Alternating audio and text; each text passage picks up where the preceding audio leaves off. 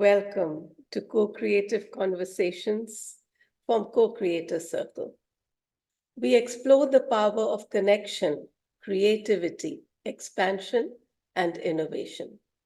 Join us on this engaging podcast as we dive into an evolving consciousness of compassion with visionaries, entrepreneurs, and change makers across the globe from various fields. From each conversation, we uncover insights, find pathways to our inner strength, and connect to co-create a world that benefits all. Tune in for captivating conversations that spark inspirations within the listener. Subscribe now to receive, absorb, and radiate in harmony with a vibrant community of co-creators. Today, I'm delighted to welcome you to a conversation between Maria Milagros Kowalski of Venezuela, currently in Miami, and Kathrin Schmack of Germany, currently in Costa Rica. I'd love to introduce the two of them. Maria is a messenger of the divine feminine. She's a ceremony leader and an author. She brings harmony to women and spaces through her priestess and her shamanic services. She's a ceremony leader who offers womb healing and space clearing to clear stagnant energy and bring creative energy into people's lives. Maria is in conversation with Kathrin Schmack. Kathrin is an author of SpiritPlanning, co-creation, planning and building with the forces of nature. She is an interior architect and a Feng Shui master with passion. With over 20 years of countless consultations and planning, Kathrin's designs of harmonious interior architecture have changed the lives of her clients. Her encounter with the Taoist Feng Shui grandmaster, Yap Cheng Hai, and learning his wisdom changed her life. Her deep desire is to connect people in their home and in their office spaces with the cosmic laws of nature by transforming their spaces, their homes, their offices, wherever they work and wherever they are, into their personal temples to give them more love, happiness, peace, and joy. We're going to share each one's social media accounts on Instagram and website. So please stay tuned to their websites. Over to you now, Maria and Kathrin. Thank you, Meenakshi. And today's theme is ancient codes for modern conscious architecture. And who better than our guest today, my dear friend, Kathrin Schmack. Welcome, Kathrin. Thank you. What exactly do you do? Thank you, Maria. Thank you, Meenakshi, for inviting me to this wonderful co-creator circle and the wonderful work that you are doing. I'm very delighted to be here, part of this. That's what I'm doing. I am creating spaces for humans to grow into their true self, to grow into harmony, for families to build homes for a better future. And this I do with the old and ancient wisdom of classical Feng Shui, combining this with the Western modern architecture, bringing this into the present and then into the future for humans here on this planet. Yes. That is fascinating, Kathrin.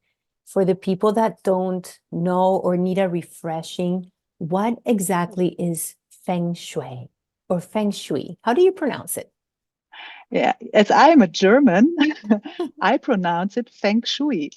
But in English, I say Feng Shui. So this Feng Shui is something that most of the people understand directly, Feng Shui.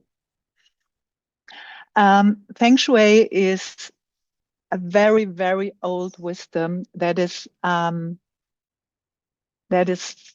kind of found because people, the ancient people, were searching for places to bury the dead, as they knew that the roots of the ancestors will guide the future generations into wealth and health and abundance. So they were looking for the perfect place with the perfect topography to lead the spirit of this place where the dead were buried into the future of the living generations to come. And they found these places by special constellations, by special patterns. For example, we have very simple, we have a huge mountain in the back, like a protective energy. And in the front, in the facing of the burial site, we have an energy of activity, like a lake, like the topography goes down a little bit, collecting space. So this, there were special kind of patterns that they used to find these, we called power spots. And all these techniques, all these formulas these old masters were working with, were then in many years and decades later were transferred into the living world. Not only the graveyards were designed like that, but then they started to design the houses, the personal temples of the living in the same energy, with the same formulas. And this was so powerful that the people who were living in these houses with all these patterns and this wonderful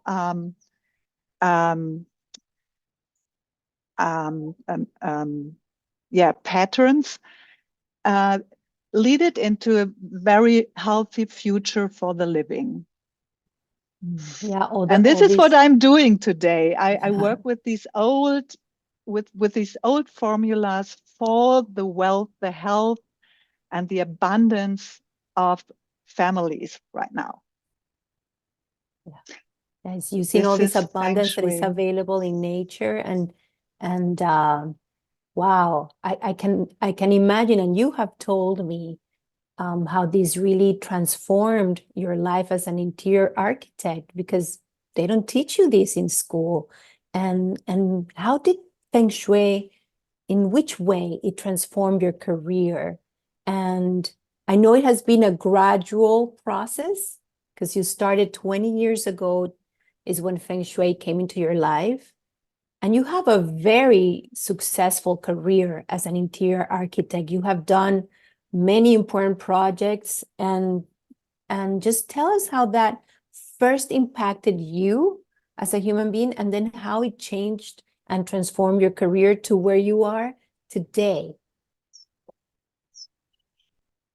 I was in a situation when I started my own office, which is 29 years ago. I did my first project, and I felt like I never heard about Feng Shui in that time before.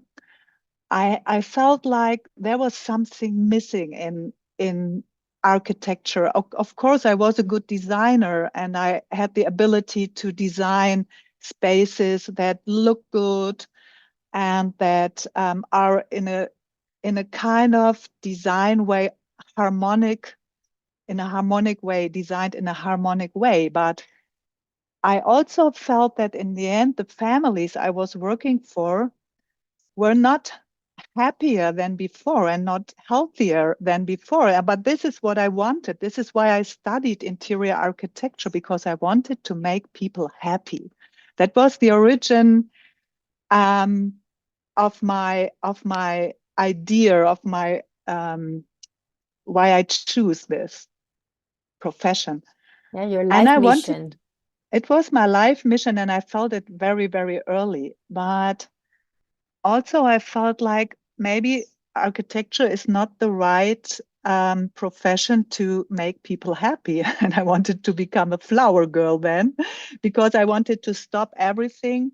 I felt like I was very stressed out. My clients were very stressed, and everything went, touched my life in such a way that I didn't feel happy. I didn't feel healthy, and I felt I have to do something else to save my life in the end, because architecture is not an easy topic, especially for women. And I was also a single mother at that time.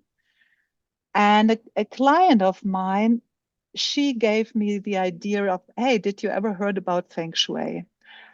And that was the moment my life changed again, because I felt like, oh, this is what was missing, I felt like I created a wonderful strawberry, red and shiny and beautiful. But when you taste the strawberry, it's like, oh, it doesn't taste. So I wanted to have something that's not only good looking, but where we feel good, where we can rise and shine as humans in our surroundings.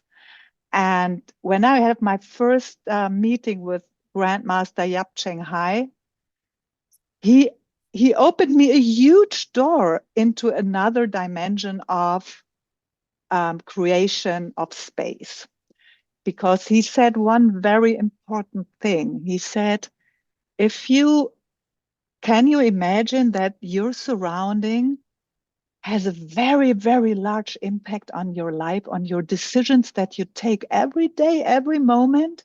So if you are in a space that your surrounding is supporting you in a universal way, in a magical way of, life force, which is love, then your decisions will be different, will not be made out of fear or looking for a perfect existence or security, but your decisions will get more and more become out of love, and this changes your life totally. So I knew this new world. For example, something very simple. Yes. Sorry. Just No, sorry. no. Something very simple, like to bring it down to earth, is just like, imagine you don't sleep well. Any night that you don't sleep well, you don't function the same way in the morning. You're cranky, Exactly. you're like irritable, right? So it's Yes, like that, but to your whole house, it definitely affects your whole life. definitely. Every decision you take has an impact on your life. And the more secure, the more safe, the more at home you feel in your house, the more secure you go into your day. And I always had this vision of this family sitting at the breakfast table, and they were all very inspired of the things that will come in that day they are going to go to. And then they go with with very positive impact into their lives to make a really good day. And in the evening, they gather again at that beautiful table to tell the stories, to share lives, and to have a wonderful dialogue amongst each other, like a woven carpet of light, you know? I love And it. and I felt like, okay, it's not about the table, the good design of the table. It's about the life that takes place at this table. And Absolutely. Feng Shui and Yap Cheng Hai and all the masters, Ifa Wong, they who was teaching me in the following years, they gave me the formulas I needed to create these happy spaces. And with a combination of the Western architecture, which is also I think, very important in all that. It's not only working with the formulas, but it's about making good architecture out of that spiritual idea. And this is why I created, during the years, it came more and more, bringing everything together. And then in my mind suddenly showed up this word spirit planning. And that was the moment when I created this spirit planning, this bringing all this old wisdom and the modern architecture together into something new. I love your path. For me, your path is like the result of what I've dreamt of, and the reason of what I do every day. And I would say, before we go into the whole path of spirit planning, but it is such a depth of what you have to offer, and to know that right now you are also bringing the Spirit Planning Academy to share this wisdom that has taken so many years, and I'm sure trial and error, and that's like the ripe, perfect moment to share these with others. And I'm very much looking forward for Spirit Planning Academy, and I know that it's going to bring just a new way, for this modern architecture. But I'm going to track back a little bit when you said about that happy family, that table. As a Latina myself and a Spaniard, I'm both from those two countries, those two regions, food, everything evolves around food. And I wanted to ask you, what is the most important place in our homes? You just brought it onto the point. It definitely, we have to do it like, we have to categorize it into the most important and, then scroll it down. The most important area in our house is the entrance. Mhm. Definitely is the entrance, because that's where the energy comes into the house. If the energy is not balanced into activity and peace, passivity, if it's not balanced, if not the right energy comes from the right direction, then it's not gonna be, it's gonna be very difficult to install a good creation of harmony inside the rooms. So the first thing we have to get aware of is, what kind of energy do we have coming in and how can we deal with it? So we have to look at the entrance first. For example, if you have an entrance and there is right the wall of the next house directly in front of your entrance, and there's,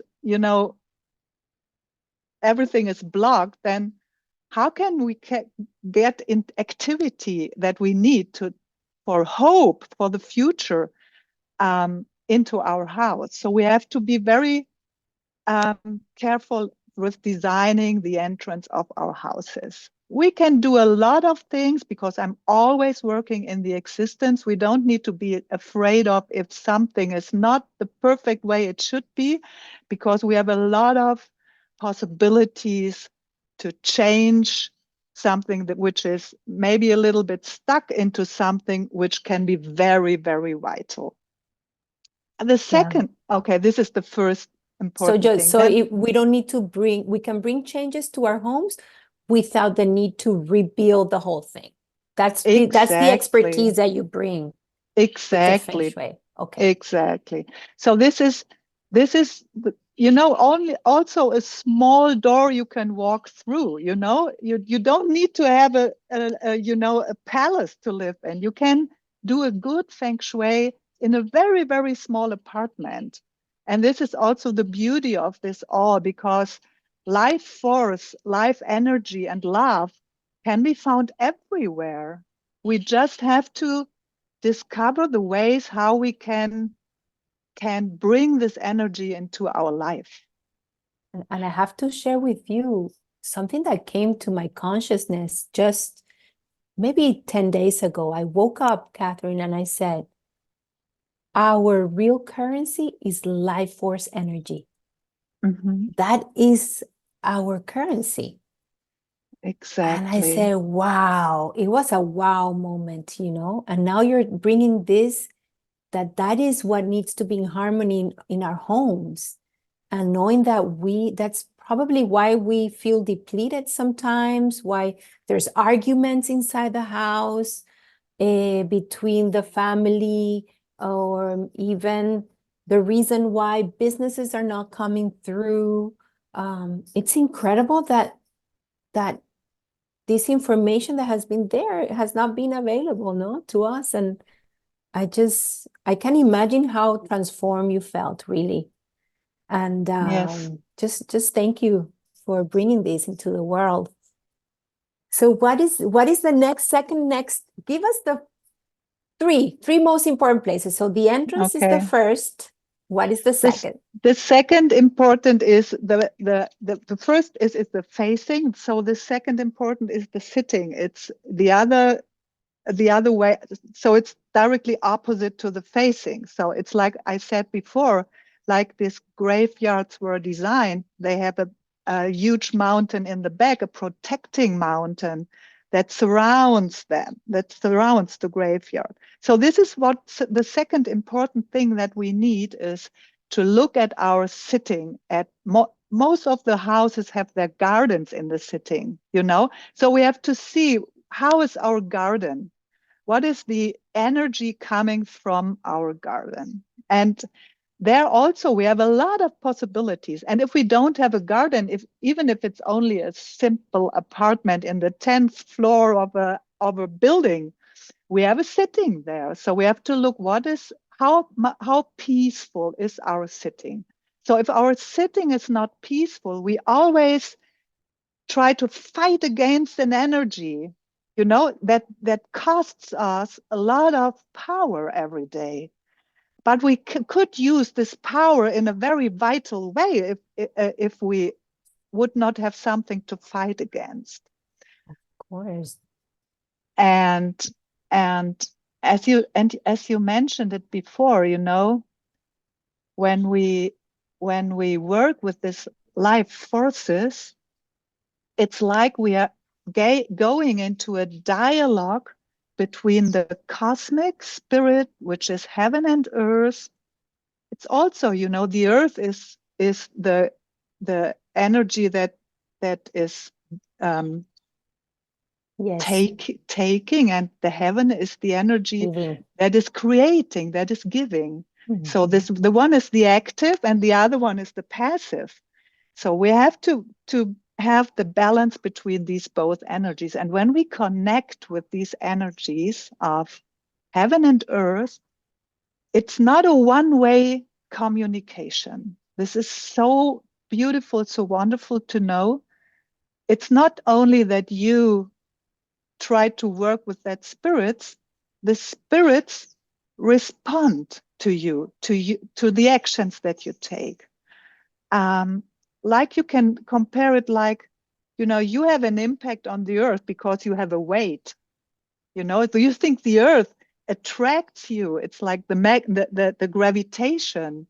But also you have a body and the earth also is been attracted by you. So this is a wonderful, beautiful dialogue. So it gives you a huge of things, gives you back into your life. No, I love this because as we were talking about life force, when you're talking about the second, so recapping, the first most important place is the entrance, that energy that we're going to be receiving into our homes. The second is what's behind us, behind our homes. And it can be done no matter if it's a small little apartment on the 20th floor or a big house. We can just apply all of this.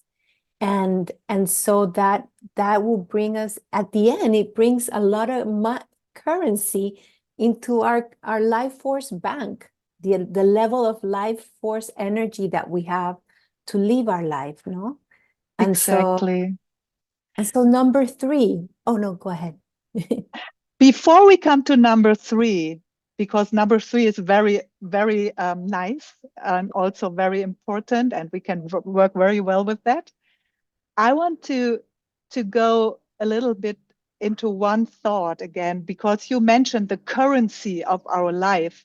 You know, in the Western world, everything looks like very shiny, very like, you know, we are very wealthy.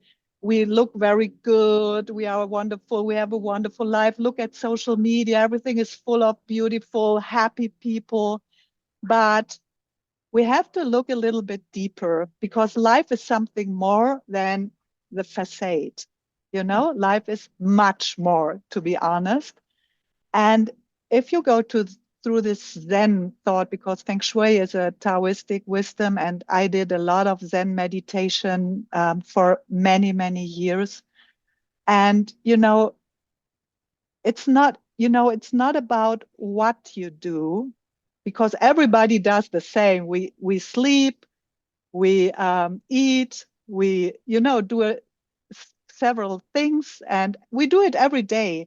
But it's the mindset in which we are when we do it. You know, we can smile, but deep in ourselves, inside ourselves, we can be very unbalanced and very unhappy. Nobody sees that. So Feng Shui, and that's what I'm doing, and that communication I bring the people in, brings them more a different mindset about what they do, about how they do it. You can go, you know, you can go exercise sports because you want to have a beautiful body. And you also can do exercise sports because you love moving your body in space, which is a wonderful, like dancing, you know? So I think the mindset in which we do the things we do is the most important thing in our lives.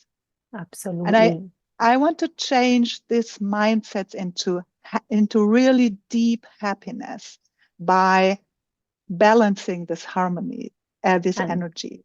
yes, and especially talking about something like, you know, decoration, interior decoration, architecture, that we usually feel is more of the outside, no? It's more the visual, the looks. So combining these two together just makes so much sense. It's like I'm feeling like homes with a soul, you know, like Exactly. an extension, like also like a second skin, you know, that you feel so comfortable, and like your perfect sweater that makes you feel so comfortable and cozy.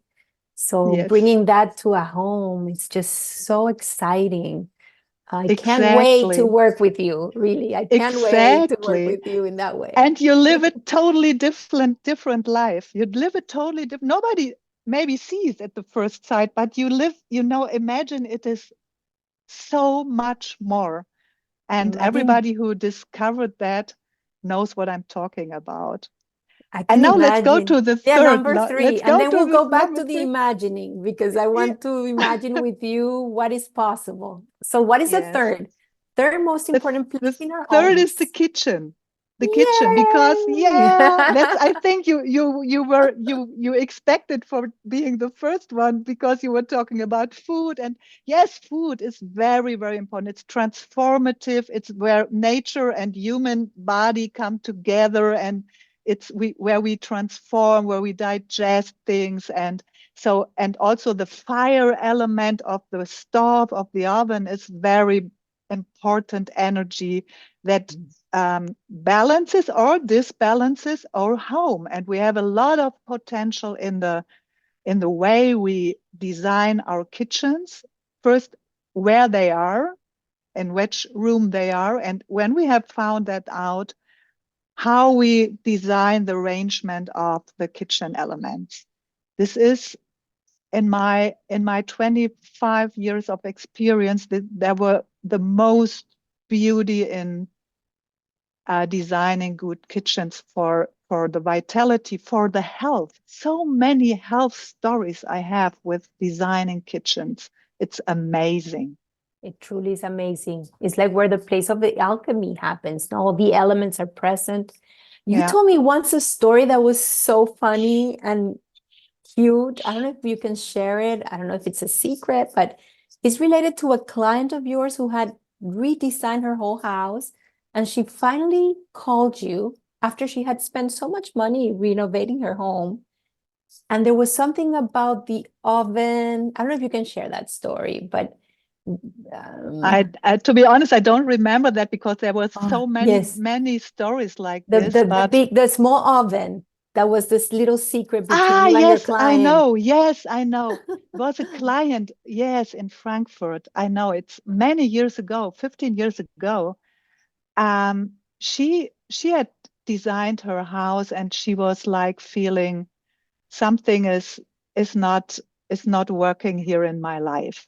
And she called me, and I said, okay, your kitchen is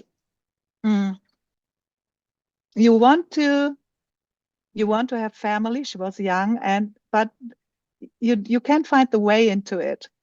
And I found the solution in the kitchen, and I suggested her to buy a small oven, countertop oven.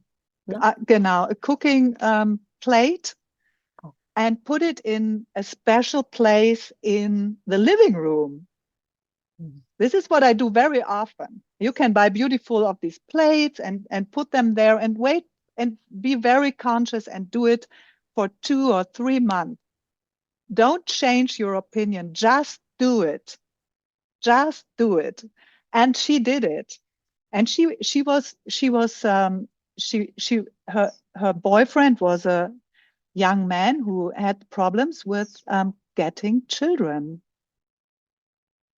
because he was in a medicine kind of way.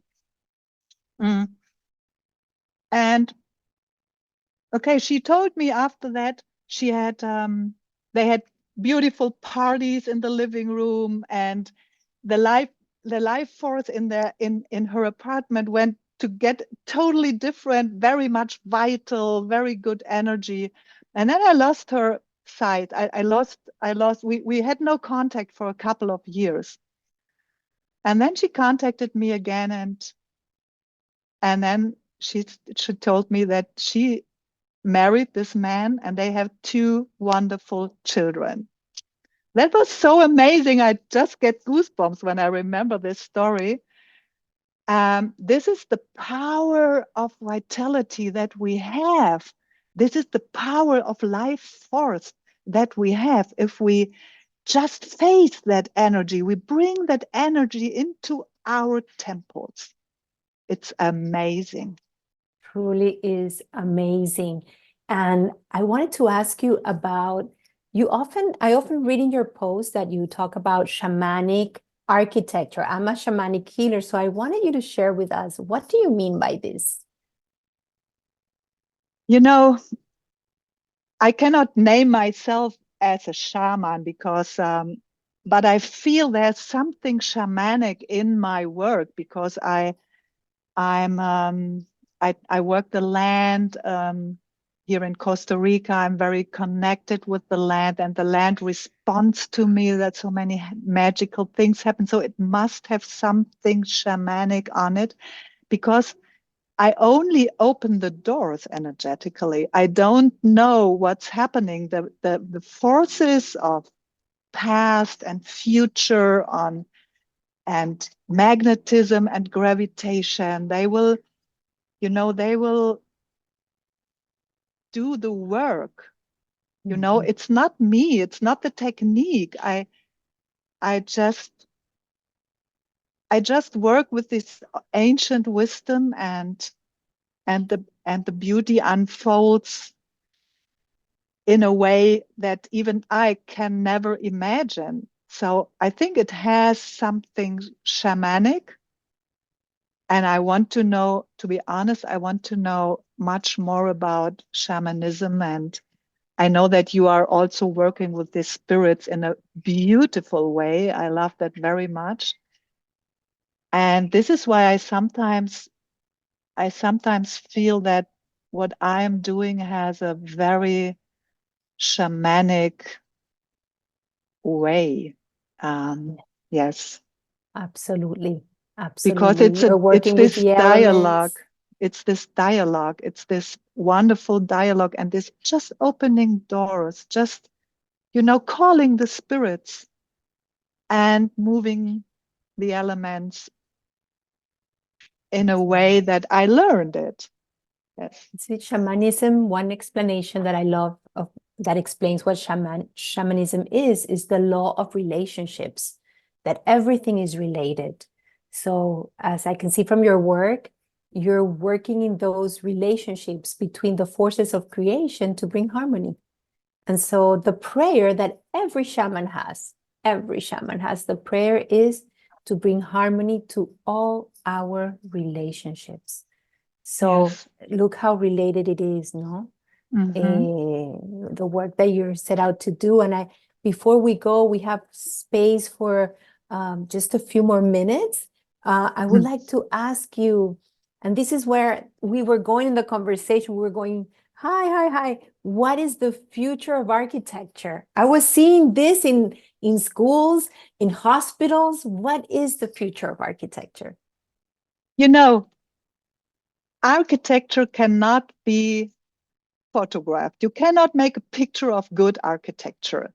So this is the first thing. I think the architecture as we know it in our, the image of architecture we have is we buy a new magazine with beautiful pictures and we think this is good architecture. This is the one. The second thing, we all think that good architecture is if we look into the future, if we build, with sustainable energies, like we do our we work with, how to gain the power of the sun and the wind and how to collect water and all these things. And I think, and we do it with material, with technologies. And I think it's very good to look deeper, to look behind these technologies and not design material, but design vital patterns like diamonds in space. And if we do this, by doing this, we automatically will design a good surrounding. And this is the future of architecture, is designing life forces in space, is worshiping the space, being grateful and thankful every day, every moment of our lives for the space that not only surrounds us, the space that we are living in is the first essential thing why we are here. If there were no space, where would we be? Where would our bodies be?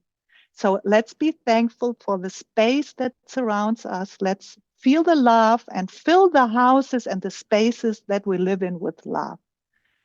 Do everything we do with love. Create new villages, new houses, create new eco structures with love and not with technology.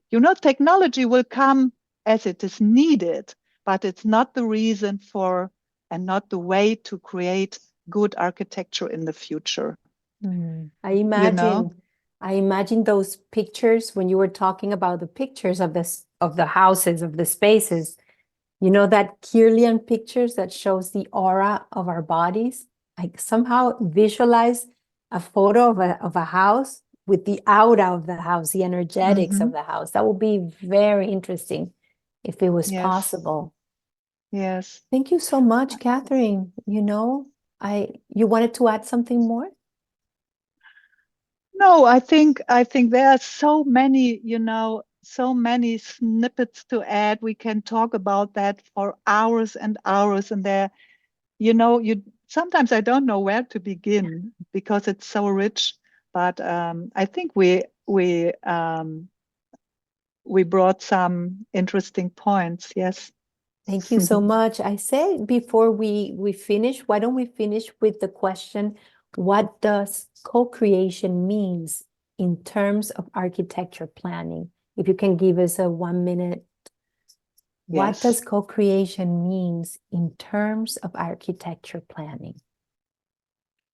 That's a very, very good and interesting question. Co-creation in terms of architecture means that at first we analyze and ask the land. We ask the land, we get in a dialogue with the land or with the house or with the apartment that we have, because we always have circumstances. We always have special energies that are like special characters. And we have to ask these characters, what character do they have? What life force do they have? And then we work with that life force. And it's not, like we want to create something like a monument of our, power as architects. No, it's like asking the land, asking the space, and then bringing what's there, what's already there, bringing it into harmony. And this is the cosmic trinity of human, heaven, and earth. That's beautiful. It's like this deep listening, no? Deep listening for deep feeling, for Yes. deep connection, to bring that communication that you have shared with us throughout the whole conversation. It was my because pleasure. everything is living, everything is alive, everything is living, Exactly. everything is talking to you, everything has an impact on you. So let's work with that. Beautiful. Thank you so much, Kathrin Schmack, from Germany, but living between Costa Rica and Germany. It was a delight. I agree with you. We can continue to talk about this and much more. And in the future, I'm sure we will have the chance for more co-creator podcast. And now to you, Meenakshi. This has been such a beautiful, engaging conversation between two co-creative masters. That's how I felt when I was listening. And I think that even people who listen to this later are going to get so many different tools that they can use. Just the special, the rooms that you spoke about, the importance of the beginning and the ending in a way, of a house and the center of it. And I can see so many new things that we need to speak about, Kathrin. So Wow. really, yeah, I think that all of us can talk about many things. With Maria, you have so many different skills and tools and experience. And that's why I'm inviting everyone who is listening to Co-Creator Circle, Co-Creative Conversations, you're part of it. Because those who are participating also listen. Yes, that's right. The love and the happiness that we share as a result of just meeting one another. And I look forward to listening to you all and to meeting again. Thank you Thank so you so much much for this conversation. Thank you.